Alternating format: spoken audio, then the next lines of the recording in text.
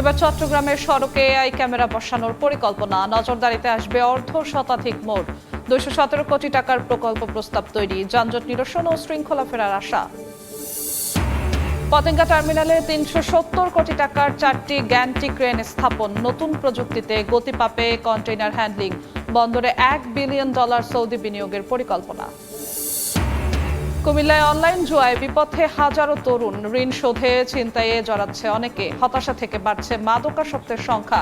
আসামিদের জিজ্ঞাসাবাদে ভয়াবহ তথ্য। এবং প্রত্যাবাসনের অনিশ্চয়তার মধ্যে কমছে সহায়তা। কক্সবাজারের রোহিঙ্গা ক্যাম্পে উদ্বেগ। দ্রুত ভিটে মাটিতে ফেরার আকুতি। মিয়ানমারে এখনও পরিবেশ দেখছে না জাতিসংঘ।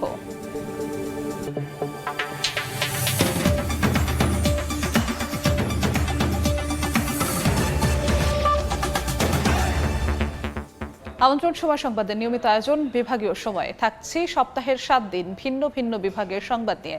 আজ থাকছে চট্টগ্রাম বিভাগ, সঙ্গে আছি আমি জিন্নাতারা যশোয়া। ঢাকায় সফলতার পর এবার চট্টগ্রামের সড়কে এআই প্রযুক্তি নির্ভর স্মার্ট ট্রাফিক সিস্টেম বসানোর পরিকল্পনা নিয়েছে সিটি কর্পোরেশন। এরই মধ্যে তৈরি হয়েছে 217 কোটি টাকার উন্নয়ন প্রকল্প প্রস্তাব। এর আওতায় নগরীর 53 মোড়ে বসানো হবে এআই ক্যামেরা। প্রকল্প বাস্তবায়িত হলে যানজট নিরসনের সঙ্গে সড়কে শৃঙ্খলা ফিরে আসবে বলে আশা করছেন মেয়র। অনেক বিশ্বাসের ক্যামেরায় শফিকুল আলমের প্রতিবেদন। ট্রাফিক আইন লঙ্ঘন করলে ক্যামেরায় তা ধারণ করে তাৎক্ষণিকভাবে তথ্য পাঠাবে পর্যবেক্ষণ কেন্দ্রে। সঙ্গে সঙ্গেই জরিমানা। প্রযুক্তি নির্ভর এই স্মার্ট ট্রাফিক সিস্টেমকে বলা হয় আর্টিফিশিয়াল ইন্টেলিজেন্স বা এআই। উন্নত বিশ্ব ব্যবস্থার এই যুগে এসেও চট্টগ্রামের ট্রাফিক সিস্টেম চলছে ম্যানুয়ালি বা হাতের ইশারায়। তবে সম্প্রতি রাজধানীর কিছু সড়কে স্বয়ংক্রিয় এআই পদ্ধতিতে সফলতার পর এবার একই সিস্টেম চালুর পরিকল্পনা নিচ্ছে চট্টগ্রাম সিটি কর্পোরেশন। 217 কোটি টাকার প্রকল্পে প্রাথমিকভাবে ডিপিপিও প্রস্তুত করা হয়েছে। এই পদ্ধতিতে যানজট নিরসনের পাশাপাশি শৃঙ্খলা ফিরবে ট্রাফিক সিস্টেমে। যে কোম্পানিরা ডিপিপি করছে তারা ইতিমধ্যে সিএমপির সাথে যোগাযোগ করেছে, তাদেরকে এটা প্রেজেন্ট করেছে, তারও কিছু সাজেশন দিয়েছে। তো ওভারঅল সব মিলিয়ে আমাদের এটা ছিল একটা খসড়া ডিপিপি। ফাইনাল ডিপিপি আমরা রেডি করে সেটা সাবমিট করব। প্রকল্পের আওতায় 5টি জোনে বিভক্ত করে শহরের গুরুত্বপূর্ণ 53টি মোড় বা ইন্টারসেকশনে বসানো হবে এই স্মার্ট ট্রাফিক সিগন্যাল, যা নিয়ন্ত্রণ হবে কেন্দ্র থেকে। এই আধুনিক পদ্ধতিকে স্বাগত জানিয়েছেন গাড়ি চালক ও নগরবাসী। ট্রাফিকের থেকে অটোমেটিক যে সিগন্যালটা এটা ভালো। মানে তার তো এখন মামলা হয়, 2 ঘন্টা পরে তার বাসায় মামলার স্লিপ চলে যায়। এটাতে হয়তো এখন অনেকে সচেতন হবে। আইন মান অটোমেটিক যেহেতু মামলা চলে আসবে আর হয়রানি হবে না জনগণের। যদি আইন মানে সবাই ভালো হবে। ট্রাফিক পুলিশ ও বিআরটিআই এর সঙ্গে সমন্বয় করে করা হচ্ছে প্রকল্পটি।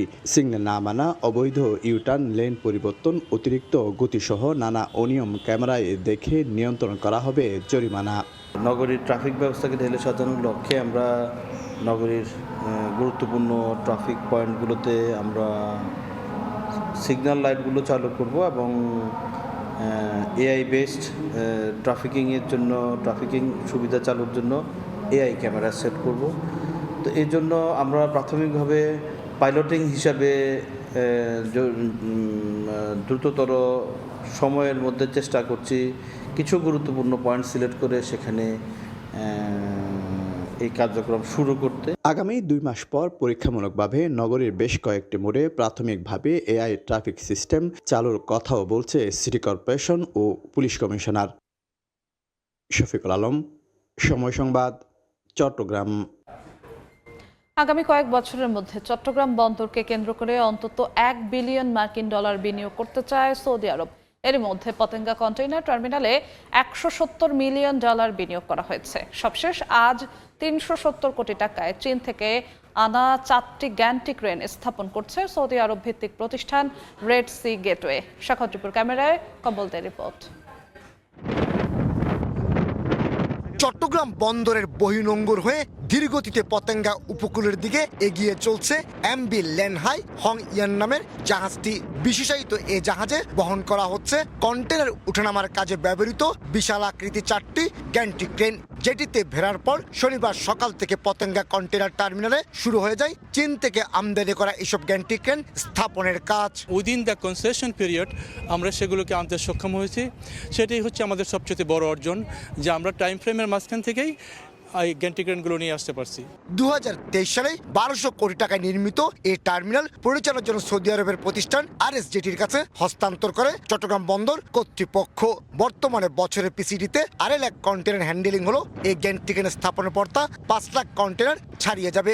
শুধু পিসিটি নয়, চট্টগ্রাম বন্দরের বিভিন্ন প্রকল্পে আগামী কয়েক বছরের মধ্যে $1 বিলিয়ন বিনিয়োগ করতে চায় প্রতিষ্ঠানটি।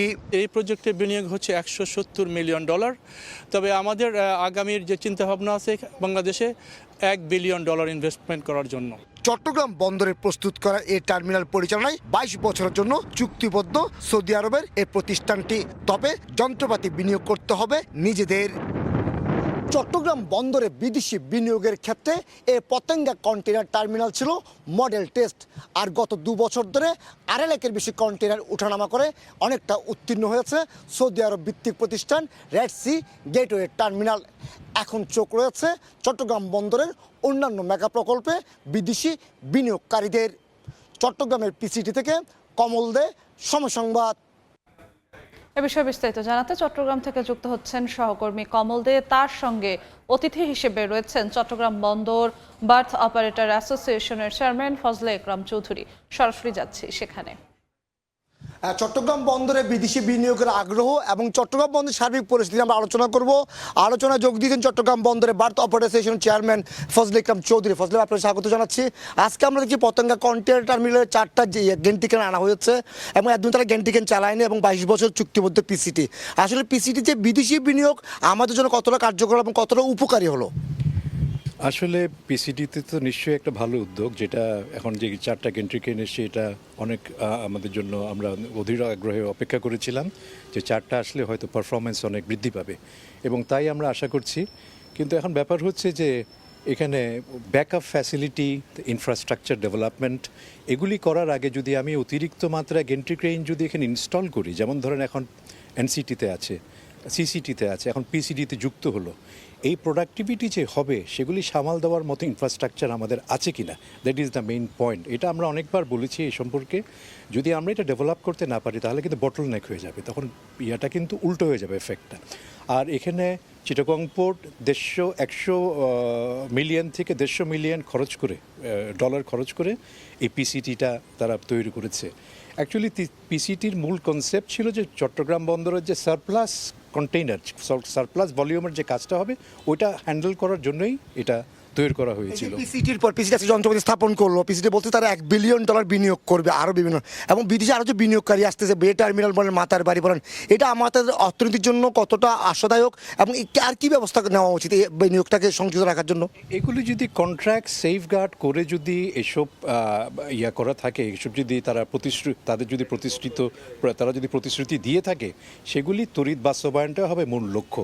যেমন ধরেন পিসিটি যখন ইনফ্যাক্ট প্রথমে এসেছিল তখন কিন্তু সৌদি আর আমি জানি না, পিসিটির কিন্তু অনেক কমিটমেন্ট ছিল যে সৌদি গভর্নমেন্টের অনেক বিনিয়োগ বাংলাদেশে হবে। যেমন নদীর ওই পারে আপনার হওয়ার কথা ছিল, অ্যাগ্রো বেসড অনেক ইন্ডাস্ট্রি হওয়ার কথা ছিল, সার কারখানা হওয়ার কথা ছিল। বাট আজকে 2023 সালে এই এগ্রিমেন্টটা হয়েছিল, তারা এসছে। এরপরে আমরা এসব বাস্তবায়নের কিন্তু অনেকগুলি দেখিনি। সুতরাং ট্রান্সপারেন্সির মাধ্যমে যদি এইসব বিনিয়োগ যদি হয় তাহলে ধরেন ফরেন ডাইরেক্ট ইনভেস্টর যারা আছে তারা অ্যাট্রাক্টেড হবে, আমাদের এফিসিয়েন্সি গ্রো করবে, আমাদের অনেকভাবে আমাদের যেমন রোড অ্যান্ড ডেভেলপমেন্টগুলি হবে। এখানে ফরেন যারা ইনভেস্ট এই বন্দর খাতে করতে চায় তাদেরকে কিন্তু প্যারালাল এই ইনফ্রাস্ট্রাকচার ডেভেলপমেন্টের একটা ইনভেস্টমেন্টের প্রতিশ্রুতি তাদেরকে দিতে হবে, সরকারকে এটা আদায় করতেই হবে। একদিকে বিদেশি বিনিয়োগকারীরা আসছেন, অন্যদিকে আপনি জিসিবি নিয়ে কথা বলছেন। আমরা যদি বলি অনগ্রসর হিসেবে জিসিবি এখনও আছে, কোনো ইকুইপমেন্ট নাই, পর্যাপ্ত ইকুইপমেন্ট ছাড়া, তো জিসিবির কী অবস্থা আপনাদের? জিসিবি আপনি যদি অনগ্রসর বলে থাকেন তাহলে কিন্তু জিনিসটা ভুল হবে। লুক অ্যাট দ্য জিসিবির যে আছে আপনার প্রোডাক্টিভিটি, লুক অ্যাট দ্যাট। আপনার যে আমরা অনেক ক্ষেত্রে, আমি যন্ত্রপাতির কথা বলছি, যন্ত্রপাতির ক্ষেত্রে আমি অনুভব, আমাকে জিসিবি কিন্তু পিসিটি এবং এনসিটির সাথে টেক্কা দিয়ে যাচ্ছে, সেটা সত্য কথা। আমি শুধু যন্ত্র, কারণ জিসিবিতে এখনো কোনো অত্যাধুনিক যন্ত্রপাতি নেই বলে আমরা জানতে পেরেছি। ওইটা দিকে ডেফিনেটলি জিসিবি অবহেলিত। জিসিবির দিকে আমরা যে আমাদের যে রিকোয়ারমেন্ট থাকে, যে যন্ত্রপাতি দিয়ে আমাদের কাজ করার কথা যতগুলি আমাদের, কিন্তু সেটা আমরা কমিটমেন্ট ওয়াইজ আমরা পাই না। আমরা অনেক সময় যন্ত্রপাতি যখন শর্টেজ হয় আমরা এগুলি মিটিং আলোচনা করি, এগুলি বিভিন্ন জায়গায় আমরা প্রেজেন্ট করি, কিন্তু ওটার ফল খুব ধীরে আসে। যদি এটা আরও অ্যাডভান্স কিছু হতো, যেমন ধরেন আমরা ইকুইপমেন্টগুলি আমরা টেক ওভার করার জন্য চট্টগ্রাম বন্দরকে চিঠি দিয়েছিলাম যে আমাদেরকে নিজস্ব ইকুইপমেন্ট আনতে দেওয়া হোক। এটা ব্যবহারকারী অনেকে বলেছেন, যেমন ধরেন সিএনএফ এজেন্টস অ্যাসোসিয়েশন বলেছে, বিজিএমইএ বলেছে যে আমাদেরকে আমাদের কিন্তু সেটা দুঃখজনকভাবে সেটা কিন্তু আমরা অ্যাপ্রুভালটা আমরা বন্দর থেকে পাইনি, সরকার থেকে। যদি এটা আমরা পেতাম, জিসিবিকে আমরা আরও কয়েক গুণ আমরা এগিয়ে নেওয়ার ডেফিনেটলি আমরা পারতাম। এখানে একটা আরও আমার মনে হয় ফরেন যারা ইনভেস্টার, যারা টার্মিনালগুলি আছে তাদের চাইতে আমরা অনেক দূর এগিয়ে থাকতে পারতাম। এতে আমি যদি পিসিটি তো হয়ে গেল, যার পিসি বিনিয়োগ আসছে, মাতারবাড়ি এবং বে টার্মিনাল আমাদের বলা হয় যে বাংলাদেশের ইকোনমিক হাব হবে। আগামী দিনের যে চট্টগ্রাম বন্দর কেন্দ্রিক যে হাবটা গড়ে উঠবে সেটা হবে আপনি বে টার্মিনাল এবং মাতারবাড়ি। বে টার্মিনাল মাতারবাড়ি এগিয়ে নিতে গেলে কী করতে হবে? বে টার্মিনাল মাতারবাড়ি যদি এগিয়ে আনতে হয়, এখানে ব্যাপক হারে ফরেন ইনভেস্টমেন্ট করতে হবে। যেমন ধরেন আমাদের অ্যাকচুয়ালি অদ্ভুত একটা ব্যাপার, যেমন ধরেন আমাদের রেডি যেগুলি বন্দর আছে, যেমন পিসিটি, সিসিটি, তারপরে এনসিটি, এখানে রেডি বন্দরগুলি নেওয়ার জন্য বিদেশিরা অনেক উদ্গ্রীব হয়ে থাকে।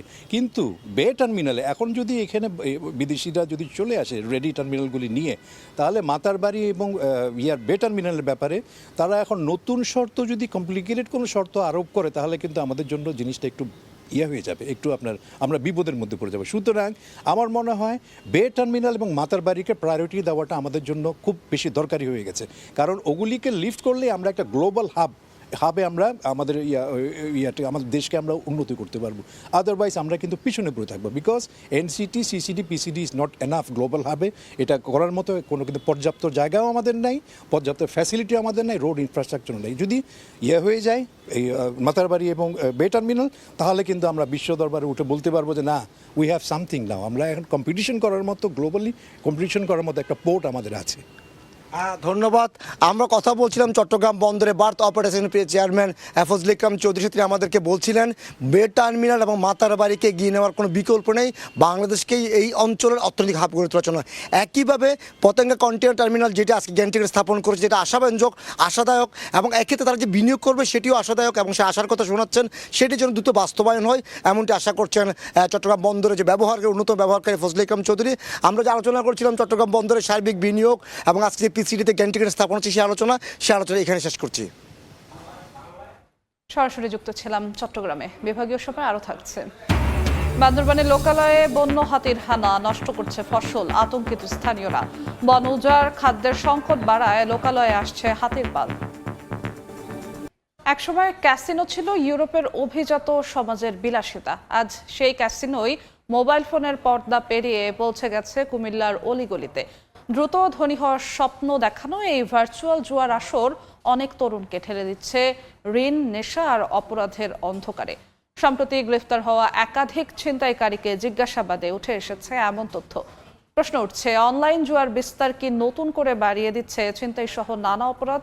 ইশতিয়াক আহমেদের রিপোর্ট।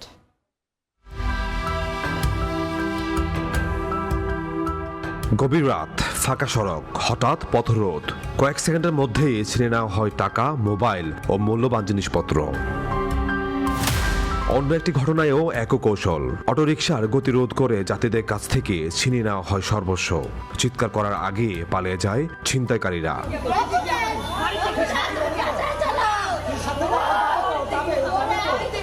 ছিনতাইয়ের এমন ঘটনাগুলোর মধ্যে গত ফেব্রুয়ারিতে কুমিল্লায় আলোড়ন সৃষ্টি করে কাস্টম কর্মকর্তা বুলেট বুলেগি হত্যাকাণ্ড।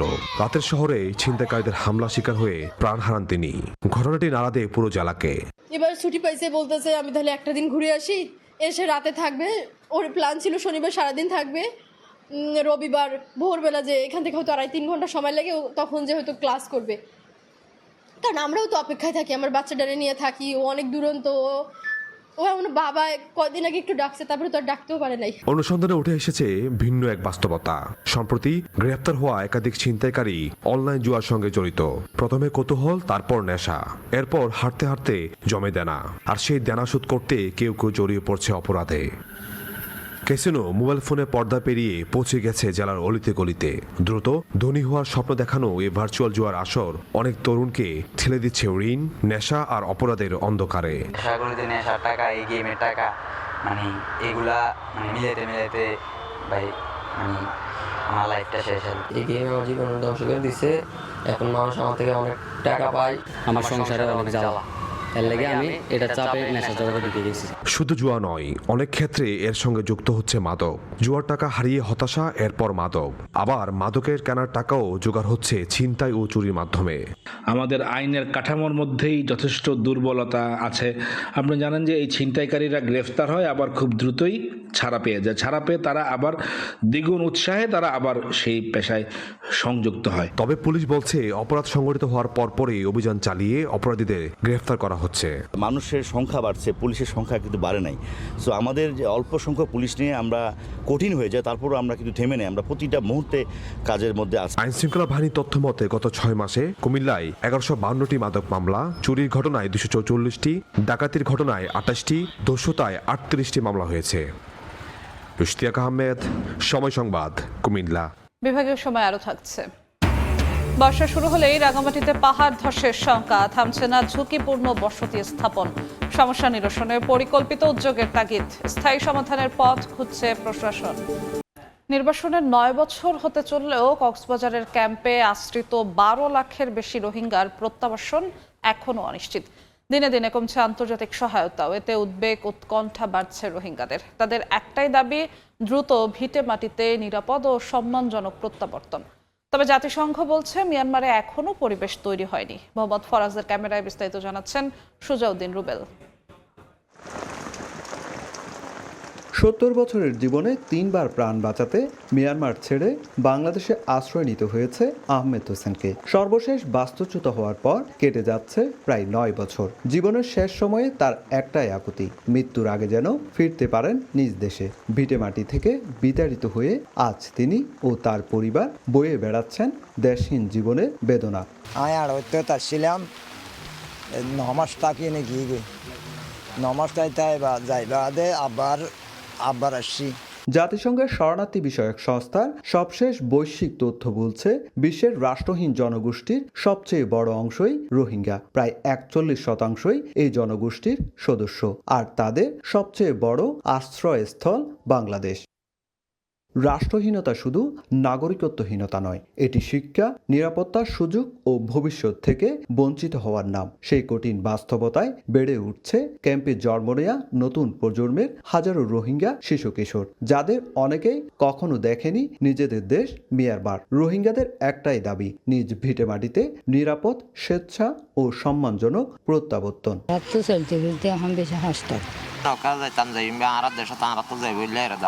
যদি সুষ্ঠুভাবে দায়িত্ব হয় আর নিশ্চিতভাবে তাকিদ পারি হয় আর তখন জন্য আর একখান আর দেশে যাইতে আমি বই আমার মা বাবার জন্য গিয়া মায়ের মার, কিন্তু আমরা যাইতে পারিনি কেন মায়ের মার। এদিকে মিয়ানমারে চলমান সংঘাত নতুন করে বাড়িয়েছে অনিশ্চয়তা, সহিংসতা ও নিরাপত্তাহীনতায় এখনো বাস্তুচ্যুত হচ্ছে হাজারো মানুষ। জাতিসংঘ বলছে ক্যাম্পের রোহিঙ্গাদের জীবন মানবেতর, আর মিয়ানমারে নিরাপদ ও টেকসই প্রত্যাবাসনের পরিবেশ এখনো তৈরি হয়নি। As the displacement of the Rohingya is protracted and the humanitarian support around the world, but also here in Bangladesh, is going down, and a lot of the Rohingya refugees are largely dependent on humanitarian aid. Some of the most important things for refugees right now. প্রত্যাবাসনের অনিশ্চয়তার মধ্যে কমছে আন্তর্জাতিক সহায়তা। এতে বিশ্বের বৃহত্তম আশ্রয় শিবিরে দীর্ঘস্থায়ী উপস্থিতি, স্থানীয় জনজীবন, পরিবেশ ও নিরাপত্তার জন্য হয়ে উঠছে বড় চ্যালেঞ্জ। 18 সালেই 8 লক্ষ রোহিঙ্গার ফ্যামিলি ট্রির অধীনে ডেটা হস্তান্তর করেছিলাম এবং সেটি তারা ভেরিফিকেশন করছিল। প্রায় 2.5 লক্ষের মতো তারা ভেরিফিকেশন করেছে। চুক্তি অনুযায়ী বাংলাদেশ কয়েক দফায় মিয়ানমারকে 8,30,000 রোহিঙ্গার তালিকা পাঠালেও এখনো পর্যন্ত কোনো রোহিঙ্গাকে ফেরত নেয়নি তারা। মিলেছে নিরাপত্তা, কিন্তু এখনো মিলেনি নিজ দেশ ফিরে যাওয়ার নিশ্চয়তা। বিশ্বের সর্ববৃহৎ আশ্রয় শিবির উখিয়ার কুতুপালং থেকে সুজাউদ্দিন রুবেল, সময় সংবাদ, কক্সবাজার। বন উজাড় আর খাদ্য সংকটে লোকালয়ে হানা দিচ্ছে বন্য হাতির দল। এ কারণে বান্দরবানের লামা, নাইক্ষ্যংছড়ি ও সদর উপজেলার বেশ কয়েকটি দুর্গম এলাকায় নষ্ট হচ্ছে ফসল। প্রাণনাশের আতঙ্কে দিন যাপন করছেন বাসিন্দারা। বিস্তারিত জানাচ্ছেন এনএ জাকির। পাহাড়ি জনপদ যেখানে একসময় ছিল বন্যপ্রাণীর নিরাপদ আবাস, কিন্তু সেই অভয়ারণ্য এখন পরিণত হয়েছে আতঙ্কের জনপদে। বান্দরবানের লামা, সরই, নাইক্ষ্যংছড়ি ও সদর উপজেলার বেশ কয়েকটি দুর্গম এলাকার বনাঞ্চলে বসবাস করে বন্য হাতির দল। গহীন বনাঞ্চল ও পাহাড়ে প্রাকৃতিক খাদ্য গ্রহণ করে জীবন ধারণ করে এসব প্রাণী। কিন্তু সম্প্রতি বন্য হাতির পাল লোকালয়ে ঢুকে হানা দিচ্ছে। এতে নষ্ট হচ্ছে ফসলি জমি, ফলফলাদির বাগান ও ধান ক্ষেত। ক্ষতিগ্রস্ত হচ্ছে কৃষক ও স্থানীয় বাসিন্দারা। হাতির তাণ্ডবে প্রাণ হারিয়েছে গ্রামবাসী, আবার খাদ্যের অভাবে লোকালয়ে এসে মারা গেছে বন্য হাতিও। তবে এসব প্রাণী নিয়ন্ত্রণে কোনো ব্যবস্থা না থাকায় আতঙ্কিত বাসিন্দারা। হাতি আসে, দানের সময় আসে, বিলের নামে ধান ক্ষেত খাই।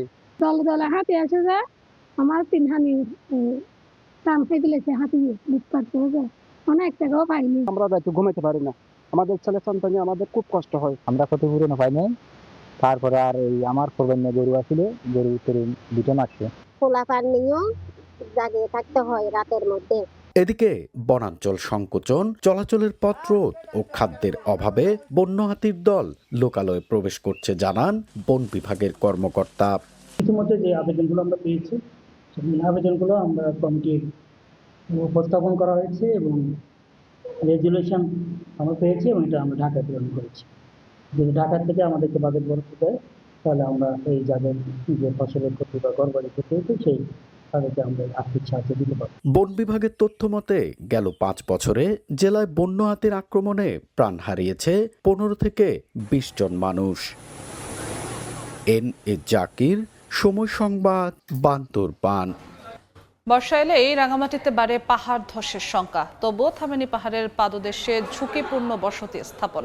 প্রশাসনের নিষেধাজ্ঞাকে তোয়াক্কা করে নির্মাণ করা হচ্ছে নতুন নতুন স্থাপনা, টাঙানো হচ্ছে জমি বিক্রির সাইনবোর্ডও। নাগরিক সুবিধা বাড়ার কারণে বসতি বেড়েছে কয়েক গুণ। সমস্যা সমাধানে স্থায়ী পথ খোঁজা হচ্ছে জানিয়েছে প্রশাসন। হেফাজত সবুজের তথ্য ও রাজীব দাস মুন্নার ছবিতে রিপোর্ট।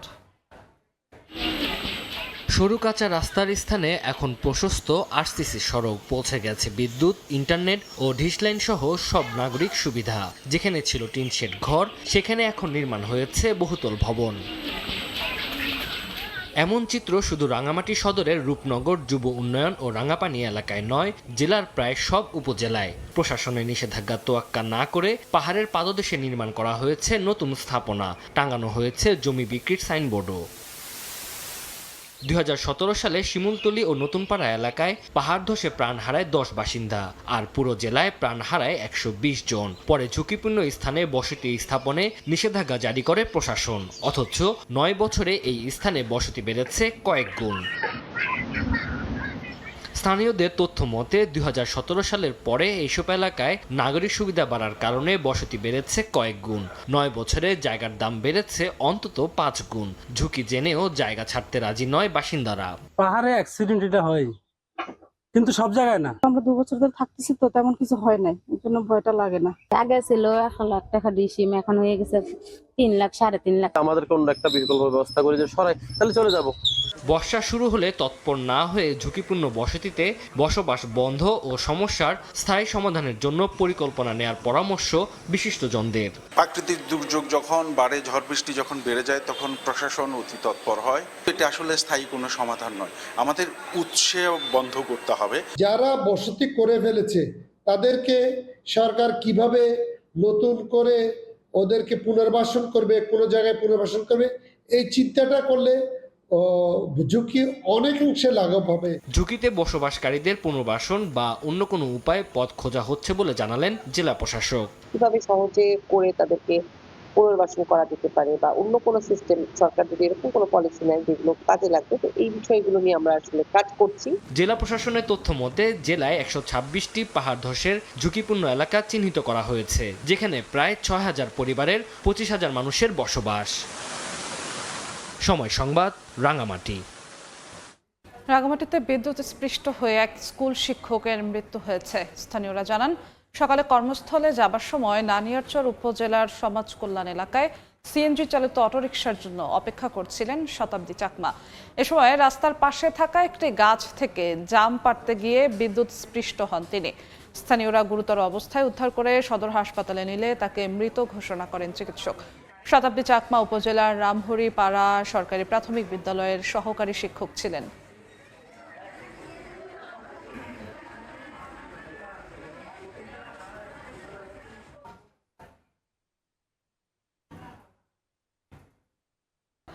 ভরা মৌসুম না হলেও চাঁদপুরে পাইকারি মাছ বাজারে ইলিশের সরবরাহ বাড়ছে। এতে আকার ভেদে দরদাম গত সপ্তাহের চেয়ে তুলনামূলক কমেছে, তবে সেই দামও ক্রেতাদের নাগালের বাইরে। বিক্রেতারা বলেছেন, আগামী 2 মাস পরে ইলিশের মৌসুম শুরু হলে বাজারে সরবরাহ স্বাভাবিক থাকলে দরদাম কিছুটা কমে আসতে পারে। চাঁদপুরে ইলিশের মোকাম বড় স্টেশন মাছঘাট। ক্রেতা বিক্রেতার হাঁকডাকে সরগরম। সরকারের 58 দিনের নিষেধাজ্ঞা শেষ হয়। দক্ষিণে সাগরে মাছ ধরছেন জেলেরা। তার সঙ্গে বর্ষা শুরু হয়। পদ্মা মেঘনায় জেলেদের জালেও ধরা পড়ছে ইলিশ। সেই ইলিশ নিয়ে মোকামে ভিড়ছেন জেলে ও ব্যাপারীরা। এখনো শুরু হয়নি ইলিশের ভরা মৌসুম, তাই আকার বেঁধে দরদাম ওঠানামা করছে। তবে দরদাম গত সপ্তাহের চেয়ে তুলনামূলক কমেছে। ব্যবসায়ীরা বলছেন, মৌসুম শুরু ও সরবরাহ স্বাভাবিক হলে ক্রেতাদের নাগালের মধ্যে চলে আসবে ইলিশের দাম। মাছের আমদানি আজকে 2 দিন ধরে আবার একটু কম থাকার কারণে দামটা একটু মোটামুটি 2700 থেকে 2800 টাকা কেজি 900 গ্রাম আলা মাছ বিক্রি হচ্ছে। সব সময় ভালো যায় না, কিছু সময় ভালো যায়, কিছু সময় খারাপ যায়। প্রতি বছরই বলি ভালো হবে আশায় থাকি, কিন্তু ফাইনালে গিয়ে আমরা ভালো থাকতে পারতেছি না। শনিবার চাঁদপুর বড় স্টেশন পাইকারি মোকামে ইলিশের সরবরাহ ছিল 100 মণ। আকার বেঁধে বিক্রি হয়েছে 1900 থেকে 2700 টাকা কেজি দরে। ফারুক আহমদ, সময় সংবাদ, চাঁদপুর। বিভাগীয় সময় শীর্ষ সংবাদগুলো জানিয়ে দিচ্ছি আরেকবার। এবার চট্টগ্রামের সড়কে এআই ক্যামেরা বসানোর পরিকল্পনা। নজরদারিতে আসবে অর্ধশতাধিক বোর। 217 কোটি টাকার প্রকল্প প্রস্তাব তৈরি। যানজট নিরসন ও শৃঙ্খলা ফেরার আশা। পতেঙ্গা টার্মিনালে 370 কোটি টাকার 4টি গ্যান্টি ক্রেন স্থাপন। নতুন প্রযুক্তিতে গতি পাবে কন্টেইনার হ্যান্ডলিং। বন্দরে $1 বিলিয়ন সৌদি বিনিয়োগের পরিকল্পনা। কুমিল্লায় অনলাইন জুয়ায় বিপথে হাজারো তরুণ। ঋণ শোধে ছিনতাইয়ে জড়াচ্ছে অনেকে। হতাশা থেকে বাড়ছে মাদকাসক্তের সংখ্যা। আসামিদের জিজ্ঞাসাবাদে ভয়াবহ তথ্য।